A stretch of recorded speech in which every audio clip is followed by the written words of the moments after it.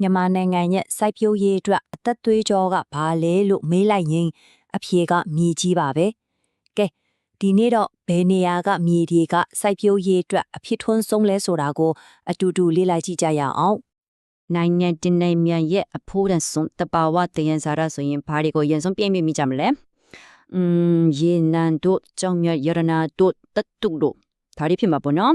ဒါပေမဲ့တကယ်တည်းမှာအများစုတတိမထားမိတဲ့ဒါပေမဲ့အမတန်အရေးကြီးတဲ့အရာတစ်ခုရှိနေပါတယ်ဟုတ်ပါရဲ့အဲ့ဒါကဘာလဲဆိုကျွန်တော်ခြေထောက်တွေအောက်မှာရှိနေတဲ့မြေစီလွာပါပဲစဉ်းစားကြည့်လေဒါဟာတက်ရှိအားလုံးရဲ့အသက်သွေးကြောလိုပဲ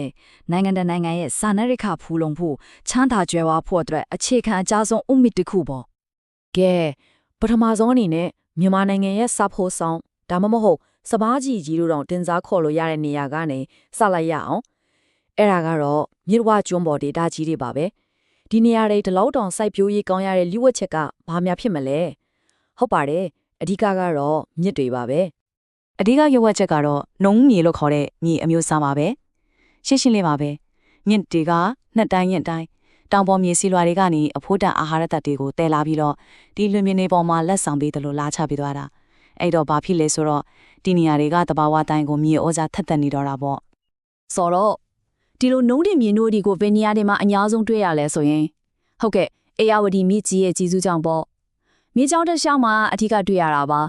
အောက်ပိုင်းအေယာဝတီရန်ကုန်ပဲခူးတိုင်းတွေကဆက်လို့အထက်ပိုင်းကစစ်ကိုင်းနဲ့မန္တလေးတိုင်းအထိခြေပြန့်တဲ့လွင်ပြင်ကြီးတွေမှာဒီမြေမျိုးကိုတွေ့နိုင်ပါတယ်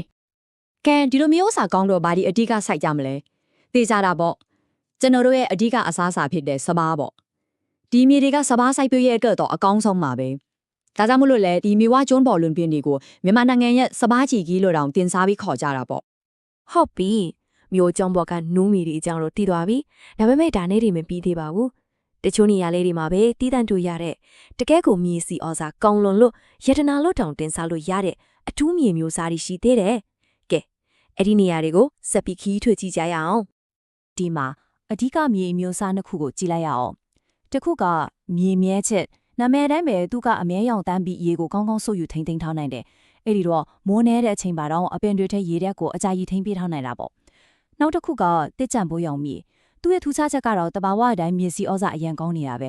pH လို့ခေါ်တဲ့မြေရဲ့ချင်းကန်ထက်ကလည်းမျှတာတော့တီးနှံမျိုးစုံစိုက်လို့ဖြစ်တယ်တခုချင်းစီမှာသူ့အားသာချက်နဲ့သူရှိနေတာကတကယ်ကိုစိတ်ဝင်စားဖို့ကောင်းပါတယ်ဒါပေမဲ့လေမြန်မာနိုင်ငံရဲ့နေရာတိုင်းကတော့ဒီလိုမြေစီဩဇာကောင်းတဲ့အခွင့်အရေးမျိုးမရကြဘူးအခုပြောခဲ့တဲ့နေရာတွေနဲ့လုံးဝကိုစန့်ကျင်ပဲလိုပေးနေတဲ့စိန်ခေါ်မှုတွေပိုများတဲ့ data တစ်ခုအကြောင်းကိုလည်းကြည့်လိုက်ရအောင်အဲ့ဒါကတော့အားလုံးသိကြတဲ့အလဲပိုင်းချုပ်သွေးတွေ data ပါပဲဒီ data ကတော့မိုးကလည်းနေတယ်မြေစီလွာကလည်းတဖြည်းဖြည်းအရေးသွေးကြလာလေဒီလိုစိန်ခေါ်မှုတွေကြောင့်စိုက်ပျိုးရေးလောက်ကတာတော်တော်လေးလက်ဝဲတဲ့နေရာတစ်ခုပေါ့ဒါပေမဲ့စိတ်ဝင်စားစရာကောင်းတာကဒီလိုစိန်ခေါ်မှုတွေကြားကပဲအလားအလာတွေရှိနေတာပါ